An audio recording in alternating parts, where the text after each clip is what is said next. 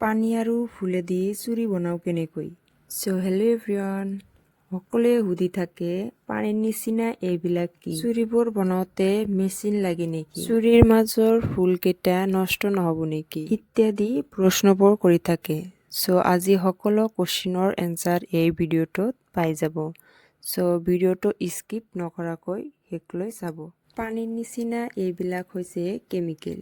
কেমিকেলটোৰ দুটা পাৰ্ট থাকে। এটা হৈছে ৰেজিন আৰু আনটো হৈছে হাৰ্ডেনাৰ। এই দুটা একেলগে মিহলাই বস্তুবোৰ বনাব লাগে। আৰু এইবোৰ বনাওঁতে মেচিন নালাগে, এইবোৰ হাতেৰে বনোৱা হয়।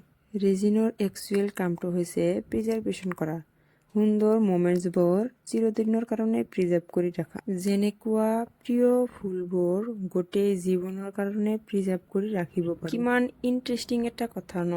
এতিয়া আমি প্ৰিয় ফুলবোৰ কিতাপৰ মাজতে থৈ দিব নালাগে, প্ৰিয় ফুলবোৰ নষ্ট কৰি পেলাবও নালাগে। আমি এইবোৰ ৰেজিনৰ দ্বাৰা গোটেই জীৱনৰ কাৰণে যত্ন কৰি ৰাখিব পাৰোঁ। যদি আপুনিও ভাবে প্ৰিয় ফুলেদি জুৱেলাৰী বনাম বুলি, তেনেহ'লে ডিএম কৰিব। আৰু এটা কথা সকলোৱে কৈ থাকে যে ইমান সহজ এটা কাম, কিন্তু প্ৰডাক্টৰ ইমান দাম কিয়? সেইসকলক মই এটা কথাই ক'ব বিচাৰোঁ যে 2 মিনিটৰ ভিডিঅ' এটা চাই নেভাবিব যে বস্তুটো বনাওঁতে 2 মিনিটেই লাগে। কেমেৰাৰ পিছত আমাক বহুত কষ্ট কৰিব লাগে। আমি এনে দামবোৰ নাৰাখোঁ নহয়।